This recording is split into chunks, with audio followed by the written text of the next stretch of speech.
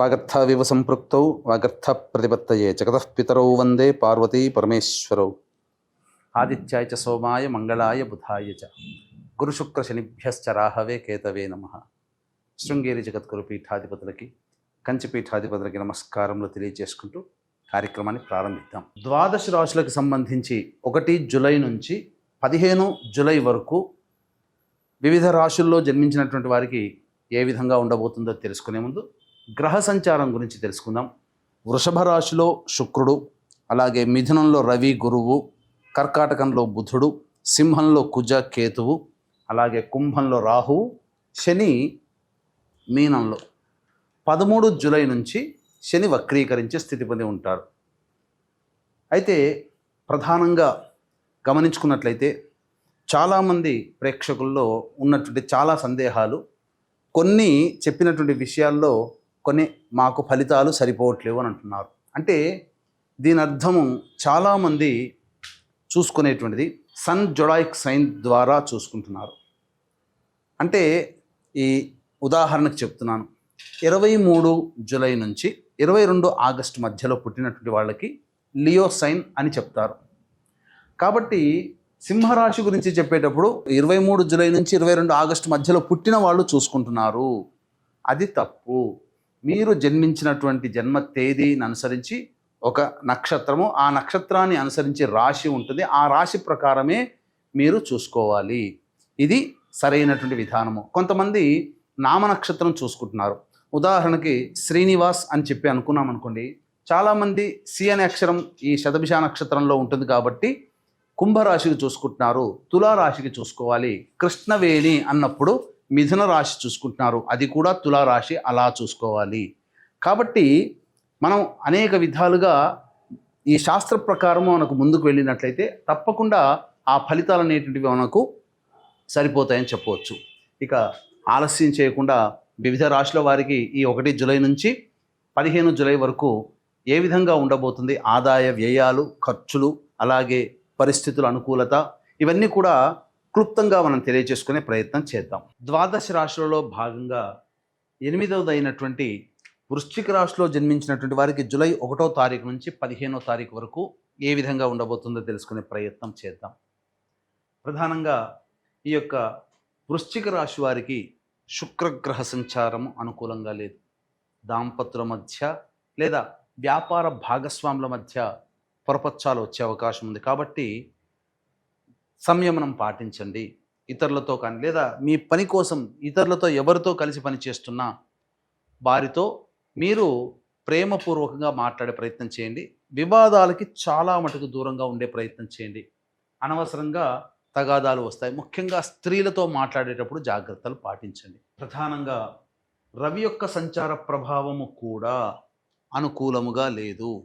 కావున వృశ్చిక రాశి వారికి కాస్త ఆందోళనకరంగా ఉంటుంది. చేస్తున్నటువంటి వృత్తిలో కానీ, ఉద్యోగంలో కానీ, వ్యాపారంలో కానీ కొంత నష్టములు జరిగే అవకాశం ఉంటుంది. కాబట్టి జాగ్రత్తలు పాటించండి.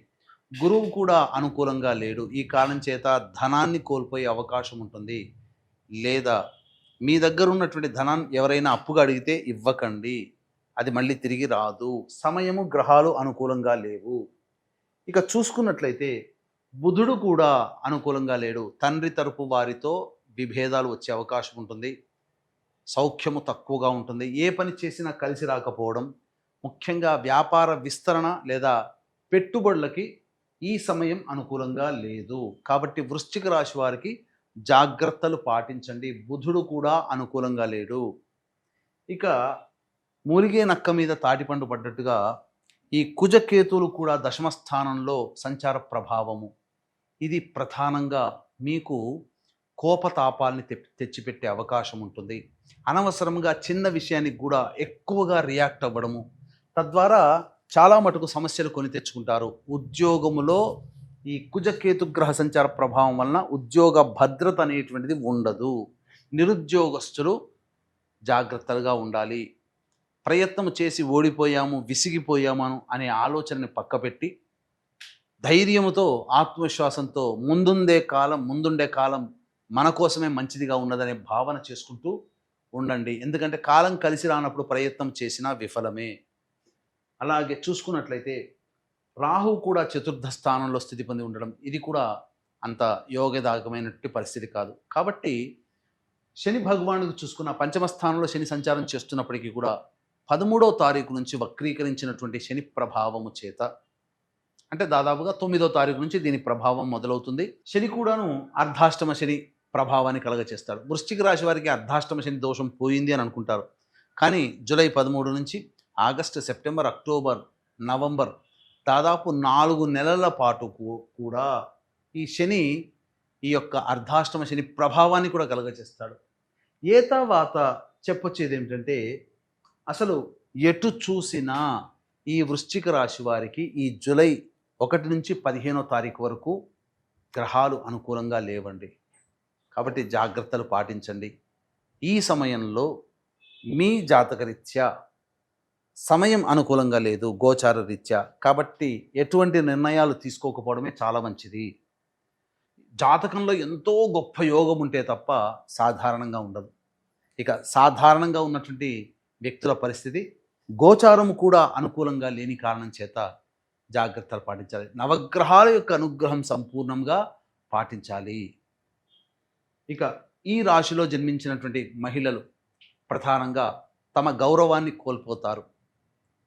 మిమ్మల్ని గౌరవించిన చోటే అవమానాలు ఎదుర్కోవాల్సినటువంటి పరిస్థితి ఎదురవుతుంది. ముఖ్యంగా ధనపరంగా సమస్యలు, అప్పు తీసుకున్న వాళ్ళు మళ్ళీ తిరిగి అప్పు ఇచ్చేటువంటి పరిస్థితి ఉండదు. వృధా కాలయాపన, మీ శ్రమ వృధా అవుతుంది తప్ప స్త్రీలకి ఎటువంటి ఉపయోగము ఈ యొక్క రాశిలో జన్మించినటువంటి వాళ్ళకి 1వ తారీఖు నుంచి 15వ తారీఖు వరకు లేదు. కాబట్టి ఏతావాత చెప్పొచ్చేది ఏమిటంటే, ప్రధానంగా ఈ యొక్క రాశిలో జన్మించినటువంటి యువతీ యువకులకి వివాహ ప్రయత్నాల్లో ఆటంకాలు ఎదురవుతాయి. కాలం అనుకూలంగా లేదు. కాబట్టి మంచి సమయం కోసం వేచి చూడండి. సంతానపరంగా అనుకున్న గురువు కూడా అనుకూలంగా లేని కారణం, సంతాన స్థానం మీద ఈ కుజగ్రహ వీక్షణ ఉండడం, ఈ కారణం చేత గర్భధారణ కలిగినటువంటి మహిళలు వైద్యుల యొక్క సలహాలు, సూచనలు పాటించాలి. లేకపోతే ఇబ్బందికర పరిస్థితులు ఎదుర్కోవాల్సినటువంటి పరిస్థితి. అయితే కొత్తగా వివాహమైనటువంటి వాళ్ళు ఈ సంబంధించినటువంటి సంతానానికి సంబంధించినటువంటి ప్రయత్నాలు మానుకోవడమే చాలా మంచిది. ఇక అన్ని విధాలుగా చూసుకుంటే ఏ గ్రహం కూడా అనుకూలంగా లేని కారణం చేత ధైర్యంగా ముందడుగు వేస్తూ దేవతా అనుగ్రహాన్ని పొందే ప్రయత్నం చేయాలి. ఇక్కడ గుర్తుపెట్టుకోవాలి, గ్రహాలు అనుకూలంగా లేనప్పుడు దేవతానుగ్రహాన్ని పొందితే గ్రహాలన్నీ కూడాను అనుకూలంగా ఉంటాయి. అట్లీస్ట్ చెప్పాలి అని అంటే ఇచ్చే అశుభ ఫలితాల శాతం తగ్గుతుంది. తద్వారా చాలా మటుకు బయటపడతారు. ఈ దైవానుగ్రహాన్ని అందరికీ అందించాలనేటువంటి ఒక సదుద్దేశంతో ఈ ఆషాఢమాసం నవరాత్రుల సందర్భంగా మీ జాతకరీత్యా కలుగు విద్య, వివాహ, ఉద్యోగ, దాంపత్య, అనారోగ్య సమస్యల నివారణకి, అలాగే ఉద్యోగ సమస్యలు, శత్రు సమస్యలు, కోర్టు సమస్యలు, గృహ సమస్యల నివారణకి వారాహి 9 వారాహి దేవతల యొక్క హోమాలతో పాటుగా మేష, మిథున, కర్కాటక, సింహ, కన్య, వృశ్చిక, ధనస్సు, కుంభ, మీన రాశుల్లో జన్మించినటువంటి వారికి శనిదోష పరిహారార్థమై శనీశ్వర హోమాలు అనేటువంటివి జూలై 5వ తారీఖు రోజున సాయంత్రం 7 గంటలకి ప్రారంభమవుతాయి. కావున జూలై 5 సాయంత్రం 5 గంటల లోపల గోత్రనామాలు నమోదు చేసుకోవచ్చు. ఈ కార్యక్రమంలో నమోదు చేసుకున్నటువంటి వారికి శక్తిపాతము చేయబడినటువంటి శంకరుంగలి మాలని మీకు ఇవ్వడం జరుగుతుంది. ఇక జూలై 1వ తారీఖు నుంచి 15వ తారీఖు వరకు రోజువారీ కార్యక్రమాల్లో ఏ విధంగా ఉండబోతుందో తెలుసుకుందాం. గ్రహ సంచారం అనుకూలంగా లేదు అని చెప్పాం, కానీ కొన్ని రోజుల్లో కొంత వెసులుబాటు, కొంత తగ్గుదల, ఇబ్బందులు తగ్గుదల అనేటువంటివి ఉంటాయి. అవి ఏంటో తెలుసుకుందాం.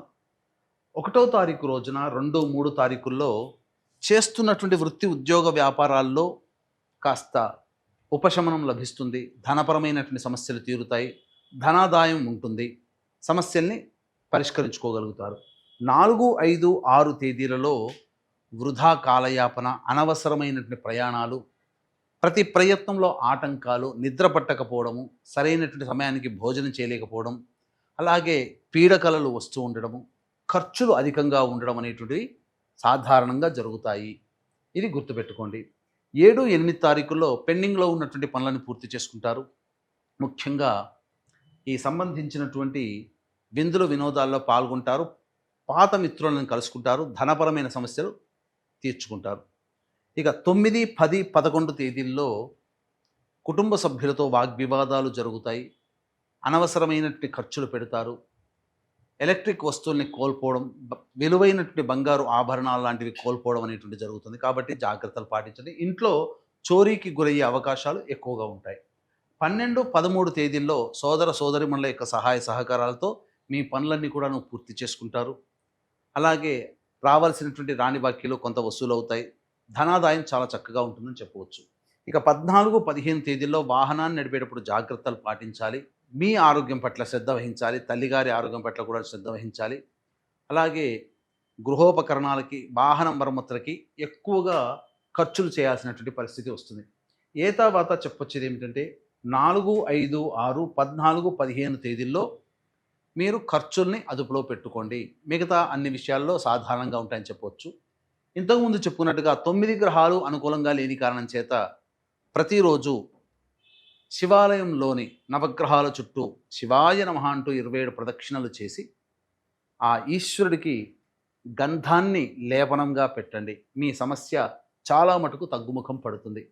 ఇప్పుడు చెప్పినటువంటి సమస్యల కంటే ఇంకా ఎక్కువగా సమస్యలతో మీరు సతమతమవుతున్నట్లయితే దగ్గరలోని మంచి ఉపాసనా పరులైనటువంటి జ్యోతిష్యులను సంప్రదించి వారి సలహాలు సూచనలు పాటించండి. మరింత మెరుగైన జీవితాన్ని పొందుతారని తెలియజేస్తూ సర్వం శ్రీ ఉమామహేశ్వర పరబ్రహ్మార్పణమస్తు.